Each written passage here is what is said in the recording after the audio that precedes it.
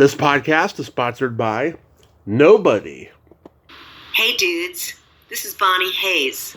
I sang Girls Like Me on the original Valley Girl soundtrack. You're listening to Tommy Throwback Kovac on Splat from the Past.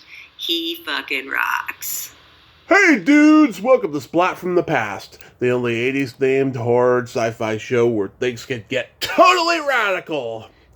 Now today I will be welcoming Reeves Nevo, aka David Brandt.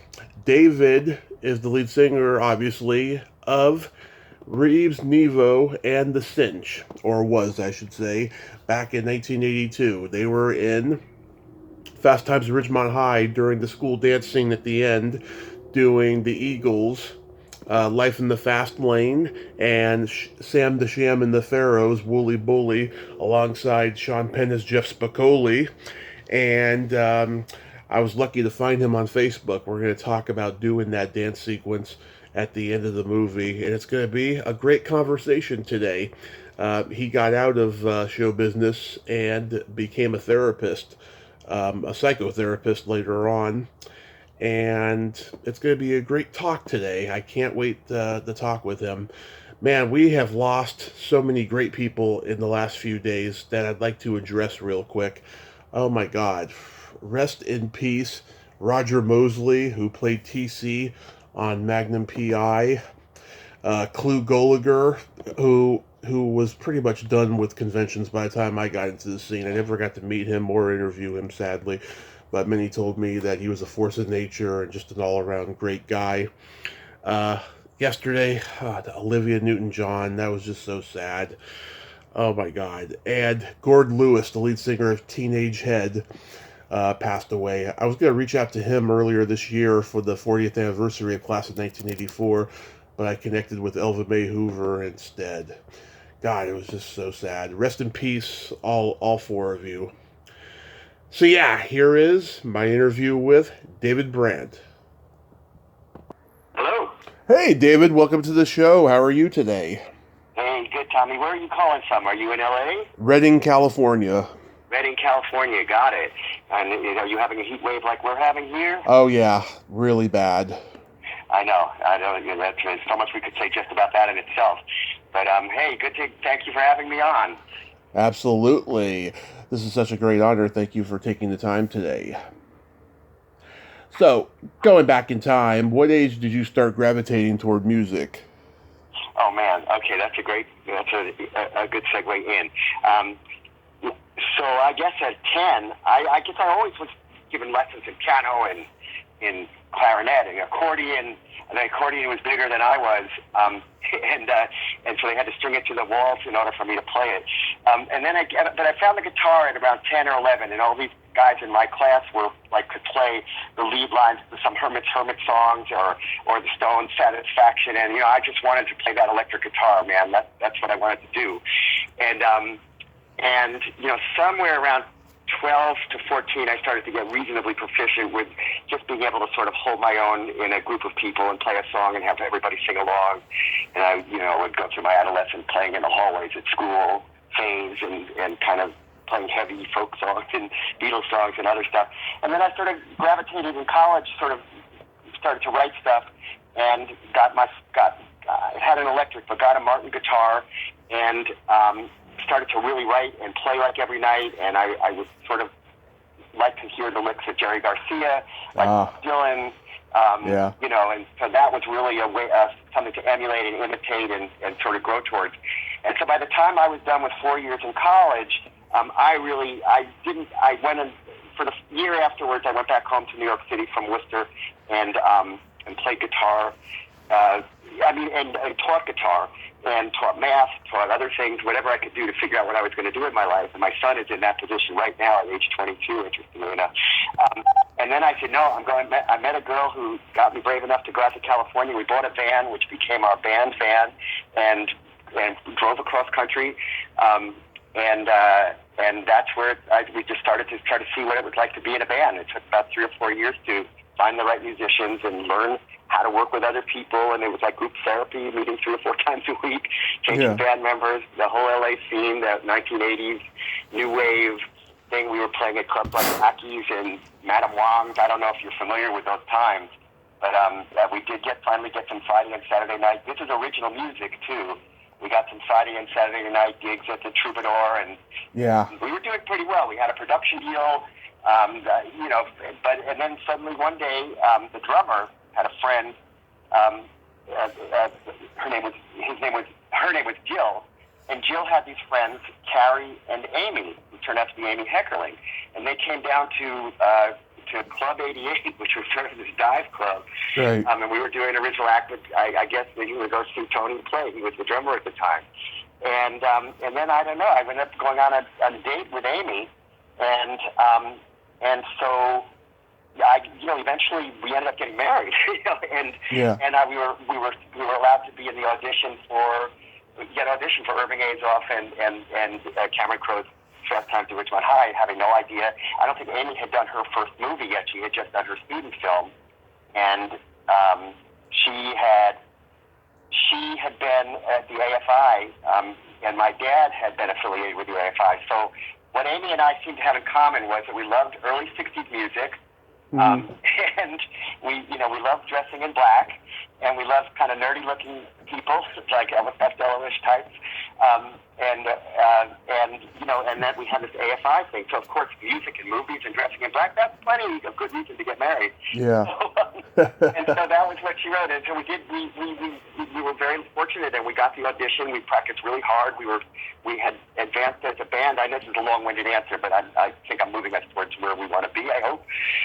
A little bit. I don't know, so I'll shut up after this. And we ended up getting the gig. We practiced hard, and we did every kind of cover you could imagine in order to. And then finally, they settled on the songs. Of course, they wouldn't let us do our songs. We had to do their songs, but that's okay. I'll never forget those 130 minutes of filming and those 2 days in Studio A at Westlake Audio, where Michael Jackson did Thriller. It was really a thrilling experience. Wow, that does sound thrilling. So if I may backtrack a little bit. Sure. It's all good. Do you remember the first album you ever bought? Oh my God, okay. No, I don't remember the first album I ever bought, because Sam Goody's was the record store, but I remember some of the first albums I had, which was Jethro Tull Stand Up, the Shangri-La 65, with Leader of the Pack on it. Yeah. I had singles like Leslie Gore's She's a Fool, a lot of the Beatles stuff came out. I still have the original 45, so if I Want to Hold Your Hand. But Jimi Hendrix Experience, that Bob Dylan's double album Greatest Hits, but that was a little later. Something in that vein. I think Grand Funk Railroad, who I didn't like, they were like, that was heavy metal. I didn't like that at that time. And Elton John's Tumbleweed Connection was a little later also, actually. Yeah. I loved Grand Funk. I saw them in concert. I saw them in concert in 2001. They were great. Don Brewer was the only original member, though. All the other guys were new. Yeah. How about the first? Go ahead. Yeah, I mean, I would love to hear them now with the ears I have now of appreciating music as music and not by image. Like, I thought Led Zeppelin was heavy when I first heard of them, and so I didn't let myself get into them till much later. And then I thought, oh my God, these are geniuses.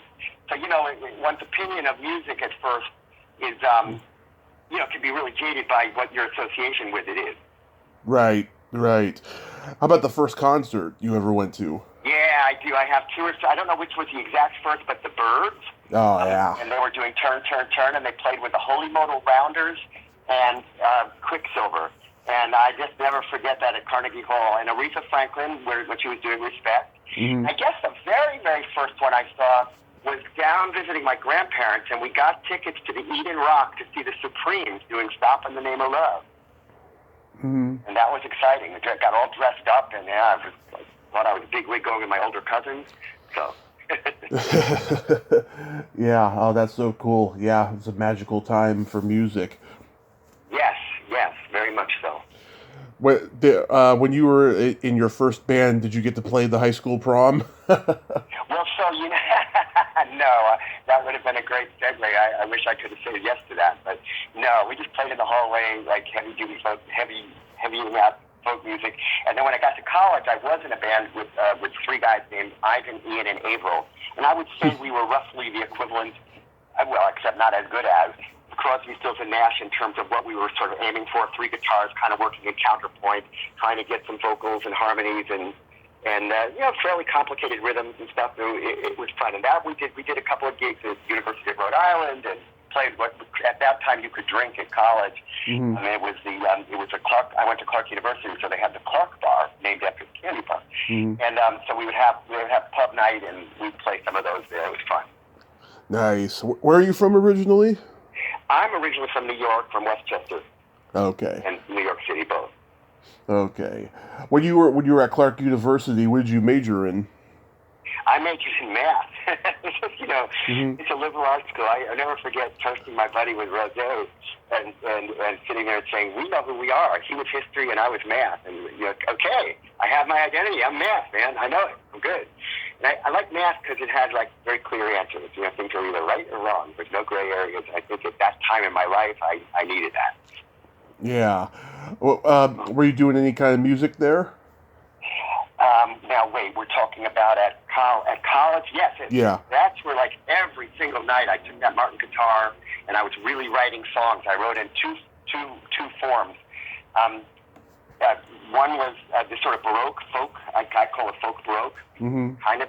It was pre-Tacoma. I don't know how much you know. I know you know a lot about music because what you told me earlier, but like Tacoma Records, Leo Cotti, some of those guys, John Fahey, that kind of thing. Oh, yeah.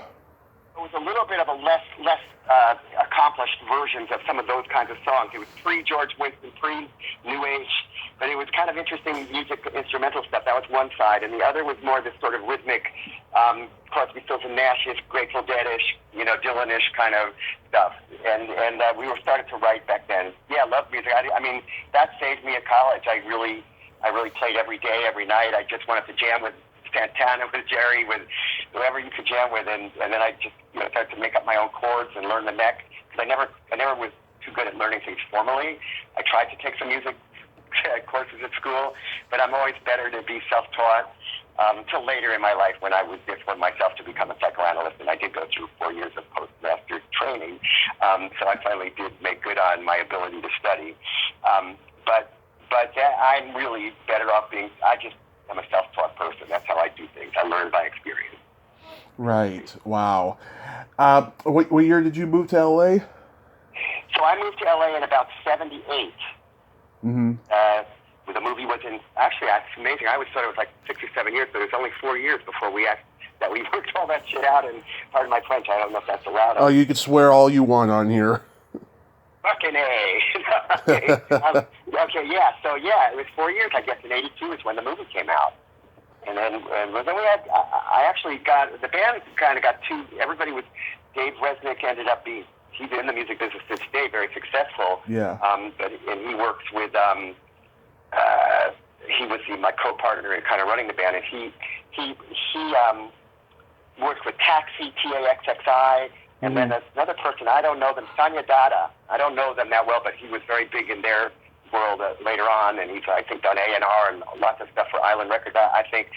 And other people sort of went different ways. We had people, they were, the movie just made everybody sort of become, and I didn't have the money to keep everything going, and the whole thing. So we had a production deal, and I ran into some issues in terms of finishing the songs. But honestly, I wish I had finished it, because Ed Cherney, the late Ed Cherney, was great. He ended up working with Dylan and with Bonnie Raitt on the Nick of Time album. Yeah. And in Colorado or somewhere where they did the recording of it. But they were producing it. After we had 3 songs, and Michael Ruff, who was Ricky Lee Jones' piano player, came in. I have this tape somewhere. Did the piano parts, and the songs were beautifully recorded. And I guess I was sort of done at that point. It was 83. I just couldn't see the frustration of not making it, or what I'd have to do. I felt a little insecure that I was self-taught and not really as knowledgeable as some of these great players are out there. And I don't know. I just was a little bit lost, and so eventually I couldn't finish that project. I one day too, believe it or not, on some level. And I ended up getting accepted in the New Christie Minstrels, which was a fading act at that point. Yep. Yeah, and I was going to be their 7th member, and there was a world tour, and I was offered $350 a week to go on a CBS tour, and I thought, I have an album coming out where I'm wearing a leather jacket and it was called David Brandt Meets Reeves Nevo. And I also had this offer to be on this thing, and I thought to wear a sailor suit and go around and kind of show myself out. And my dad always thought, man, you made a mistake to turn that down. But I think I was scared at the time, and I think I also just didn't think I was cut out for the music business at a certain point. So I ended up going into the corporate world for a bit, just to make a long story short, and I passed up some opportunities. I picked the music up. I ended up meeting, and I became a shrink after all of that. I'm a therapist. But I ended up meeting my wife, my second wife, in Hoboken, New Jersey, and I lived there. And we played a lot of open mics, and we played there for like 3 to 5 years. It was really fun, and we had a whole group of people, and we did it. So her and I have a nice repertoire over the years, and that kind of morphed into this YouTube channel that I sent you an example of earlier today. Right. Which I enjoy those projects, but they're nothing like the energy and the stuff we were doing live back then.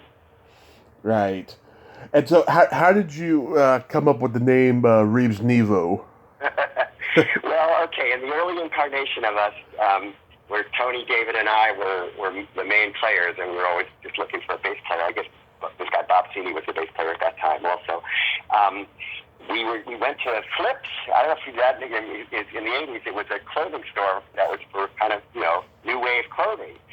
We were getting like red vinyl pants. They were trying to see what is it. I don't think we had a clue as to what our image was supposed to be, but we were trying to look like we were meant to be in a rock and roll band. So we were getting bowling shirts and things that were okay then. And we had a sense of cool at the time. We had our own sense of whatever that meant. And so on one of the bowling shirts, I think it said something like Captain Nevo. Yeah. And the other was the Cinch bowling team. And so I don't know, somebody was coming up and said Reeves Nevo and the Cinch, and I said, all right, I'll be Reeves. That was honestly, that's how it went down. But maybe years later, maybe 10 years later, there's two funny stories on that one. But the one I'll tell you is somebody said, your name spells backwards, Severe Oven. That's awesome. That's how hot I am. No. And the other thing is somebody once tried to use the name on I'm not allowed to disclose the company, but it was a big clothing company, and they actually made a Reeves Nevo shirt and something else. And so I made more money on them using my name than I did in making in the movie. It's a funny story. Oh my God! I always call this movie the gig that kept on paying. There was some other things that have come up from it as well over the years, so it's funny. Yeah. Well, so you guys were playing on the Sunset Strip and all. I mean, there was all these great, organic music scenes that were building up. You had the punk scene, the heavy metal scene, and the Paisley Underground, and then I guess there was the new wave. Right, and so we were in our own little isolated pocket, that new wave thing, and we thought, I think we were all rooted in, I think what was great about new wave is it was very raw. It was back to Beatles kind of four people band with your basic guitar singing, and it had a kind of, it had a little bit of a bent to it, so, a quirkiness about it, so it was kind of fun, and, the great players, X was really coming out of that, and Ray Manzarek did it, but, we were rooted in the Stones and Dylan and in old rock and roll, so you can't help but hear those influences in our music. I forgot the question you were actually asking, though.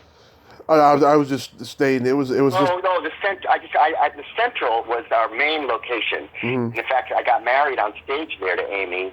Actually, a judge came on stage and did it. A couple of the Eagles were in attendance. Irving Azoff was in attendance. It was really quite a gig.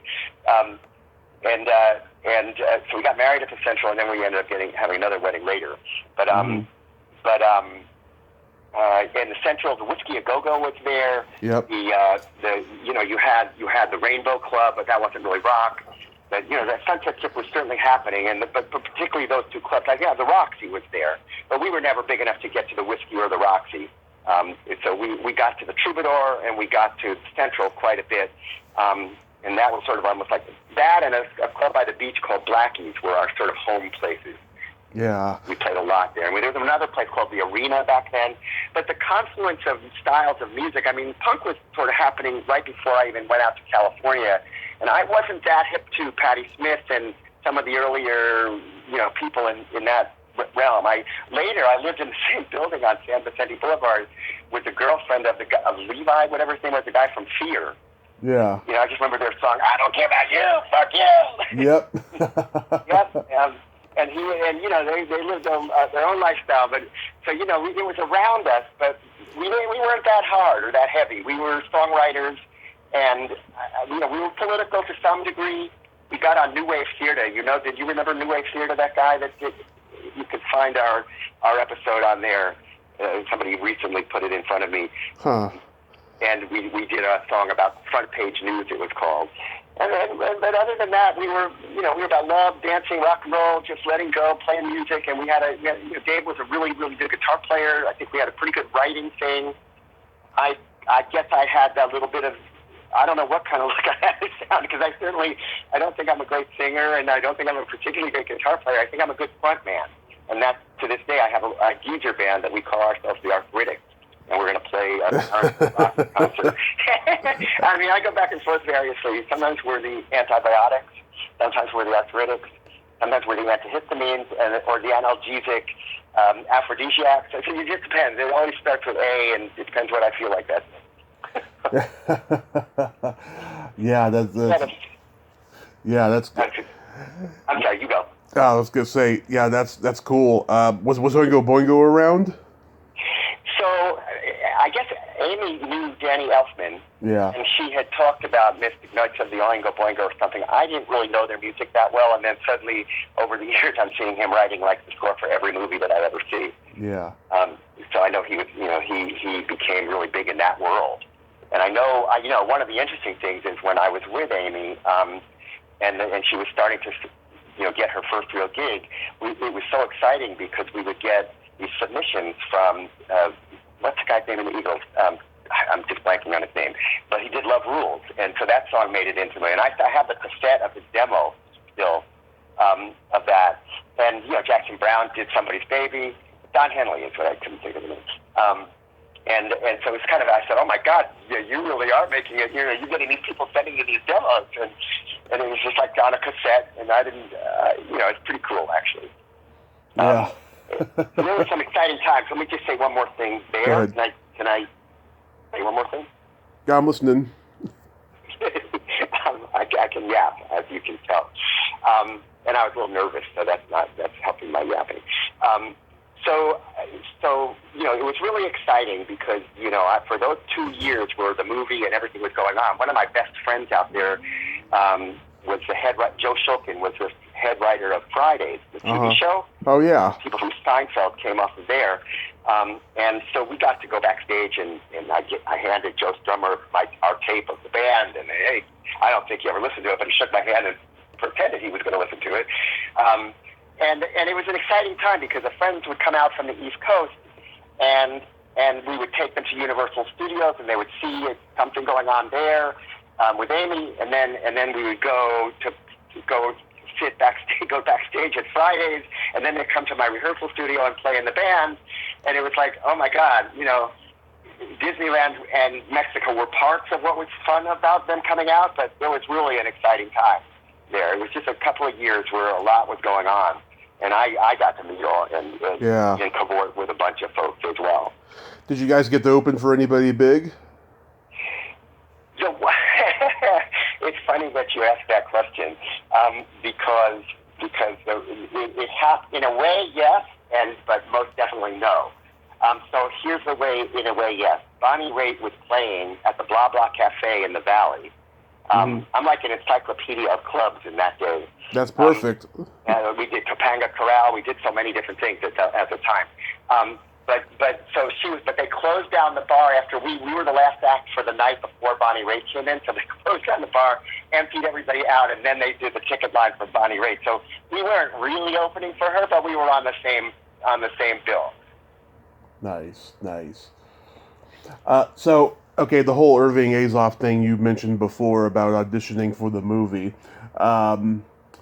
So like somebody was aware of you at Universal and they saw you play?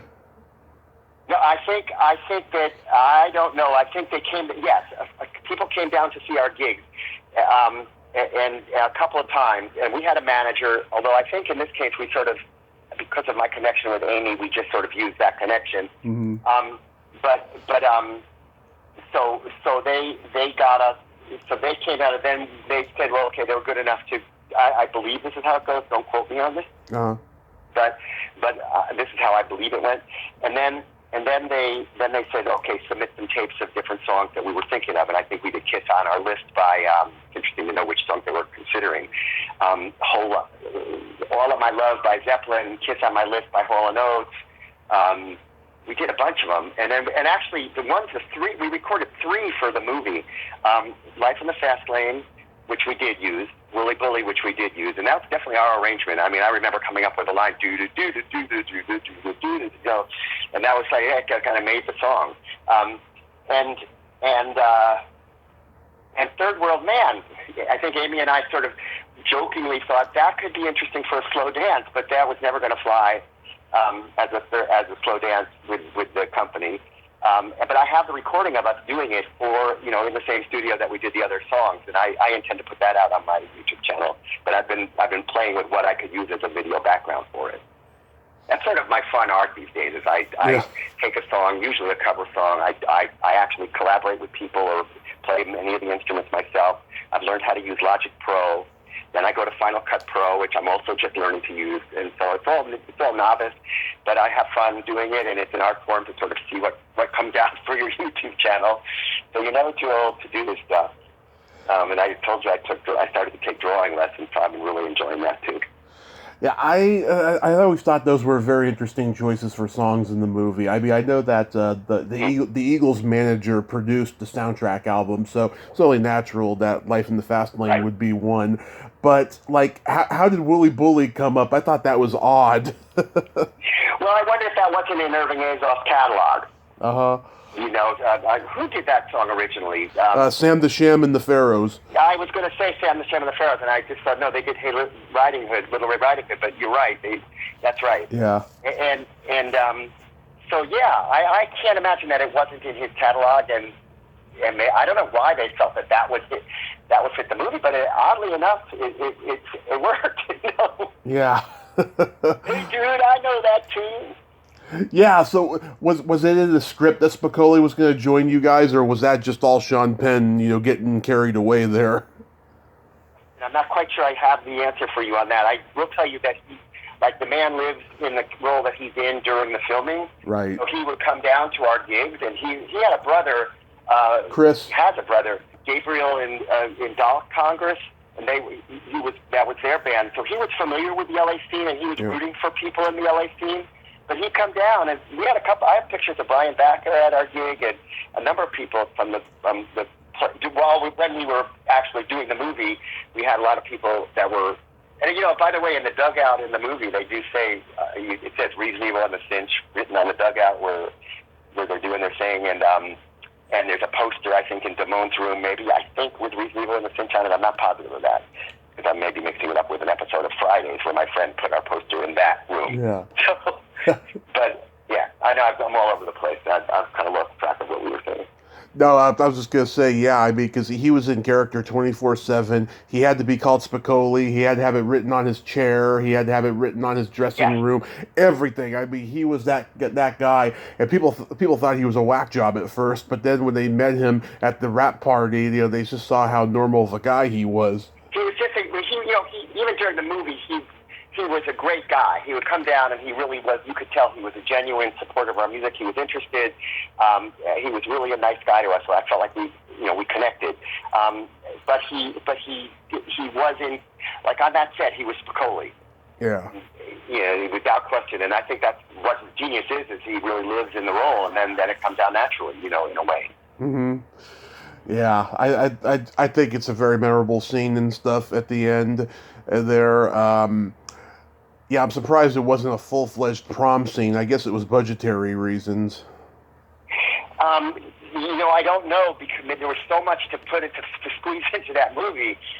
There were some scenes that, like, my mom was in a scene, and it goes on the editing. It gets cut because of it. It gets put in when they don't want to put some of the more X-rated stuff in. So for the TV version, my mom is in the movie. Amy did include family.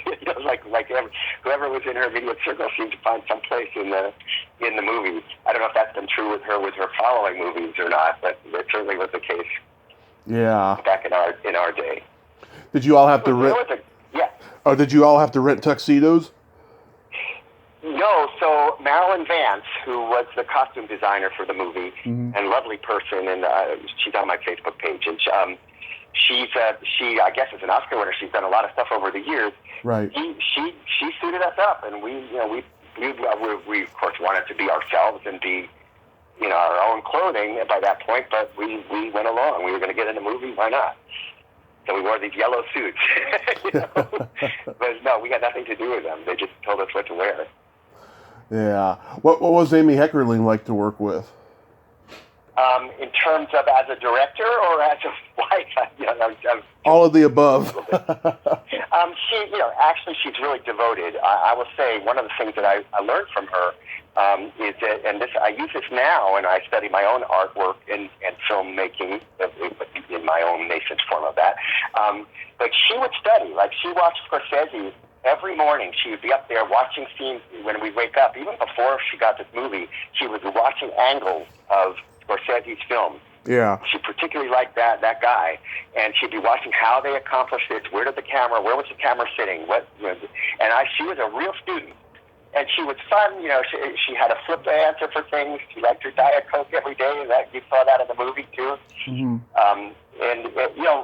One of the most exciting things that happened, well, besides going to dinner with Ray Walston and who was in the movie, and wow. Kate, and some of the things, I got to go to dinner with some of these people. But I got to go to an Academy Awards dinner with at Robin Williams' house. There's like 90 people there, and we just sat around, and now there's a person that is himself in person and out of person. Robin Williams is just Robin Williams, and I think that was through her connection with Taylor Negron, who's also passed at this point. He had his own HBO comedy thing, and they were all part of this comedy club. I think that was called, that Comedy Club back in LA. The Comedy Store, it's still there. Yeah, and they were part of that little troupe of people. And Taylor was doing some writing with Amy and some other things. So she was a good friend of hers. And so he knew Robin Williams, I guess, through that. And so we all got invited over to watch the Academy Awards, which I was thrilled about. God, it sounds like they gave you guys some cachet there. Yeah, definitely. Wait, who gave who cachet? You guys, because you guys got to experience all this cool stuff. Yeah, well, you mean, but who's the they? Like, you mean Robin Williams? You mean? No, you. You got to go to dinner with these guys and stuff. I understand what you're saying. We did. Oh my God, I think the position that we were in, and her suddenly being the director. I mean, I remember when her agent got pitched this film by the producer Art Linson, and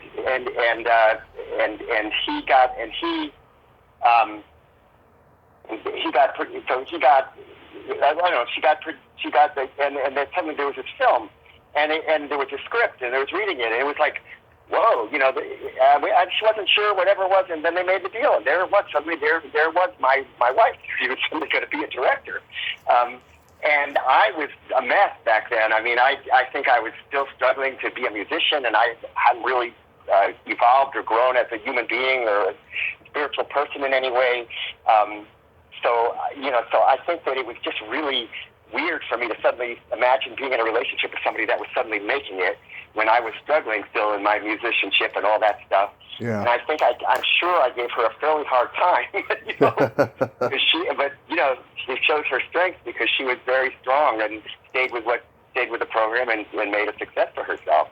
My folks would bump into her and my brothers and sisters at some of the AFI dinners over the years, and we would ask for each other and wish each other well and stuff like that. But after a year or so, where we were in touch a little bit, I think she became quite famous and inured herself to a certain degree. As many in Hollywood do. But I bear no malice. It was a great time, a great year. We all grow up and we all go through things. So, I think it was just one of those Hollywood romances, that happened. Yeah. I stepped into Hollywood, didn't I? Yeah. Cameron Crowe, he had connections because, being a reporter for Rolling Stone magazine and stuff, and going undercover as a teenager and all of that stuff. Did you get to spend time with him? I did, actually. I really liked him. He was just like the best guy, and the kind of guy that you just want to be his best friend. But I think everybody felt that way about him. He was just a really easygoing, good guy. And one of the fun stories of that one is that, so we were invited to some party somewhere, and there was Nancy Wilson with him, and me and my band and I were there, and it was like, and I don't know if some of Heart was all there, but whatever it was, she knew we were the band, and we knew her. We were just talking, and after like 3 people hanging out. Yeah. And that was just another one of those exciting moments, Yeah. Recording with Cameron and Nancy Wilson. But and I didn't really know of these people. I mean, I was just sort of, I knew he was a writer for Rolling Stone, but it wasn't really till, didn't he write the movie Listen People or something? That's Herman Hermit's song. What was his, Almost Famous. Almost Famous, yeah. And I think I sort of kind of was gleaning that, he was a 16-year-old prodigy who was like really writing amazing things for Rolling Stone all those years. Right. He did capture something with Fast Times. I mean, he went in there undercover and he did his thing. Exactly, yeah. Did you guys get to play the rap party? We did, and I have this great picture I'll have to send you. It's on my wall.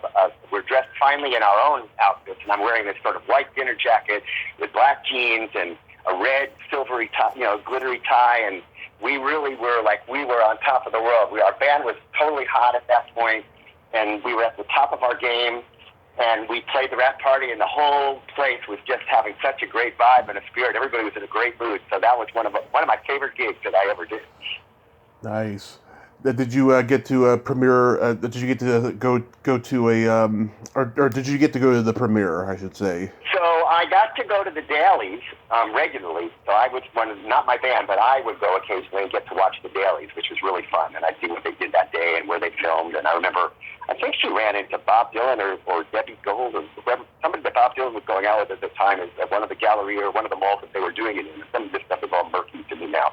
But yeah. But at any rate, I'm trying to remember going to the premiere. Now, I blanked out on it. I believe I went to some special showing of it. I don't know if I went to the grand opening. I don't know where we were. We might have already been getting on our way out by the time the actual... you know what? That is completely... I have no answer. I don't have any answer because I don't know. Yeah. That's a blur. What I do remember is being in the movie theater and seeing it in the movie theater. So it must have been at the opening or something close to it. And seeing my mug and not realizing... holy shit, my whole face is picking up the screen. And people are seeing this. And now, to this day, honest to God, I get every time it plays on TV, one of my friends or somebody I know sends me, I think I sent you one of them recently, something from Florida. It was on AMC, and there it was playing, and they always send me my scene. So I am never forgetting this movie. Yeah. It's some part of my existence. Absolutely. Are you just amazed at the impact this movie has had? Yes, I thought it was just a coming-of-age movie. And I knew there were some clever things in it because I knew who was directing it, and I could just feel like she had a good feel for what she was doing. And we had no idea that, Forrest Whitaker, I hope I'm getting everybody's name right, was going to... Forrest Whitaker? I had no idea that some of the people were who was in the movie, but we're going to go where they went. But, yeah. But I was surprised. I thought, okay, this is a good movie. It's going to stay around, but and that's it. But I had no idea that 40 years later, this is a movie that so many people still know about and still rever. Like there's websites and, all kinds of things about this movie. Yeah, it's God. There's all these Academy Award winners now in it. There's Forrest Whitaker, Nicolas Cage, Jennifer Jason Leigh. It's just quite amazing.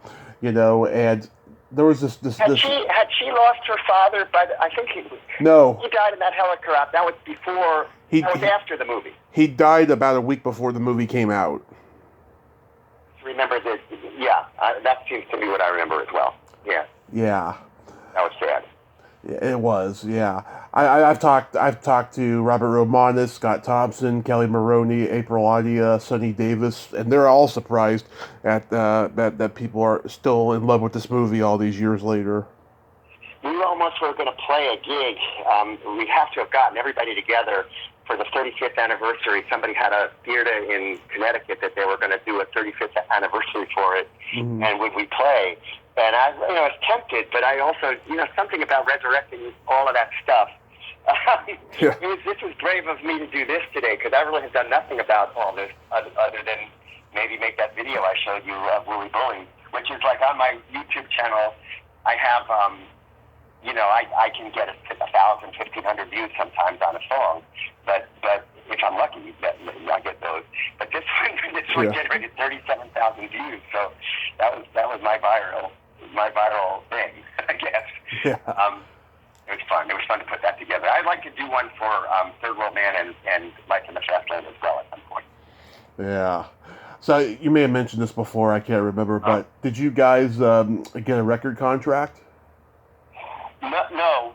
We got a production deal with Ed Cherney, who I mentioned to you about. Right. Who went on. He was really the engineer at the time on Fast Times, the producer with Bob Bistocchi, and David went on to work with both of them over the years and did make it in ways. But our band, we would have had to have finished that production deal, and I was unable to due to my own, whatever sugar stuff was going on at that time. And I think, as I said, I was just sort of done. The music business was frustrating. I wasn't doing more immediate gratification, and people were leaving, the people I liked playing with, and it was a lot of work, and there's no guarantee of making it, and I just didn't have the stamina at that point, or I think the brains or the maturity to work that out. It took me years later to come to some of the other of those qualities, and I'm not sure I fully have, but I'm working on it. Yeah. So what? I did go to psychotherapy after for many years, sometime right after the divorce, which was really helpful. I kind of became aware, and I grew up about some of my partying ways as well. And I think I forgot the rest of your question. Oh, about what was the breaking point that you were going to become, a psychotherapist? Right. So I had to go through like 6 years in the corporate world. I actually had another famous partner. I worked for John Dean of the Watergate days, and I worked up there in his Beverly Hills or Bel Air area house, and they took me on for like $5 an hour, and I learned the value of $1, and I really did. I learned how to use a Macintosh. I love this part of my story actually because I love computers to this day, and it kind of brought the math major thing full circle. And so he had me taking. I only went 5 out of the 10 courses, but he had me taking a Series 7 exam for investing, and I was writing his, typing up his limited partnerships and learning a lot about business. Then I ended up going to work for my father's company in New York City, in California, and then New York City. So it's about 6 years total that I decided the corporate world wasn't for me. It wasn't good for my health, and the traveling salesman, all that stuff. It wasn't good for me. Music wasn't good for me. So what was good for me? And therapy had been working for me over all these years. And so I decided I really had a knack for that. And rather than be like my dad, who was the business math major, I would be like my mom, more maybe, who was more in the humanities. She's an art therapist and an artist, and ended up becoming a therapist, and really found myself. I love that job, and I'm partially retired now, but I still work 2.5 days a week and have a very full practice, and really enjoy that work. That's good. What year did you move to? What year did you leave LA? So I left LA in '83 happily. Oh. I was so glad to get out of there. I felt like it was just everything. I was done with everything. Just wanted to get out. No, I'm sorry. I worked from '83. Actually, I'm sorry. '83, I started the David Brandt band. That's different from the Reeves Nevo The Cinch band. And we did gigs for a number of places. We played at some community colleges and some clubs, and played with Brad Stillwood, who was like an HBO horn player. We had some good players at the time. Joe Reed, who was in a band, the Textones. He occasionally did some gigs for the Textones. So it was a good band, and that just wasn't going anywhere. And so, and then that's when I took on the work simultaneously with John Dean, and somewhere in '86 is when I moved out. So I was in LA from '78 to '86. And then I came back to Hoboken, did more corporate work there for 3 weeks, 3 years, I mean. And then I started to go into social work school, and I got my MSW over two years, and then I went out, tried to work in that field, worked for a lot of agencies and hospitals and stuff like that, but all outpatient psychotherapy, and a lot of substance abuse counseling stuff in there. And then I ended up going into private practice, which I've been doing. I've worked with couples, a lot of different kinds of things, but couples is one of my fortes. Nice. Do you get a satisfaction doing that you don't get with music? Well, I feel like somebody told me once, in order to really get a good chance to get into a social work school, having some art background is very good because you're able to think with your right side of your brain or the other side of your brain, or something like that. And I feel like having artist background is very helpful for my listening. I think there's this book called Listening with the Third Ear, and just being able to really listen in a certain way. And then I went back to psychoanalytic training, so I have a 4-year postmaster's degree in certificate in psychoanalysis, and it's about the equivalent of a PhD. Nowadays, they do give you a PhD for that.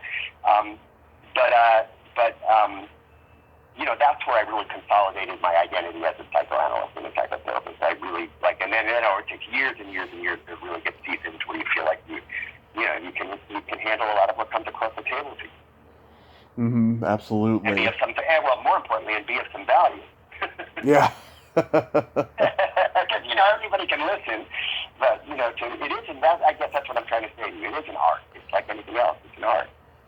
Do you still play music at all? Oh my God, yeah. I have I'm looking at the same guitar I played in Jazz Times Ridgemont High, the electric Fender Jazzmaster from 1962, right in front of me. And I got my acoustic guitar in the other room. I've got a recording studio downstairs. It's kind of makeshift, but it's got lots of nice, I'm able to make my songs. And I play with my band. Every few weeks, we're going to do a gig in September. So yeah, I love music. I couldn't do without music. And now I'm loving my drawing, though. I just started this about 6 months ago, and I never thought I could draw anything. And I'm having fun sort of capturing the essence of somebody right now. It's kind of fun. That's awesome. That's awesome. At least you're still doing, at least you're doing two things that you love, really. Yes, I feel like life is good, and I think what I'm learning in lots of ways. Being of service to others is a value, and being grateful for all we have is a value, and so that there's other things besides me being the center of my world that are of value. And I think that was the lesson over many decades that might have that made my marriage work out differently than it did the first time with Amy. Is that I'm one amongst many. I'm not I think in the recovery world they use this expression terminally unique. And I'm not terminally unique. I love that expression. So, yeah. Yeah. So, I think there's a lot of life lessons we learn along the way, and I'm not regretful too much of anything. I really think I've had a wonderfully full life, and I intend to have quite a bit more of it. Yeah. That is beautiful. Well, David, I want to thank you so much for coming on today and sharing all these great stories. I hope I helped you, and you know what I mean. I hope it worked out the way you hoped it would. It's good. It certainly was fun. You made it fun and made me feel relaxed and able to be myself. So I think you really have shown me that you were not shown me, but you're good at what you do. I can tell you've been doing this. Oh, my pleasure. Thank you so much. You have yourself a great rest of your summer, and be safe out there. As well. You as well. Thank you so much. Thank you so much. Bye-bye. All right. Bye-bye. Well, there you have it. David Brandt. Ain't he a cool dude? What a nice guy, huh? What a ball of energy there. He had great stories. I'm so glad I got to talk to him today. Well, until next time, this is Tommy Throwback Kovac saying, there's no shame in living in the past, because the present sucks. Later, dudes. Awesome. Totally awesome.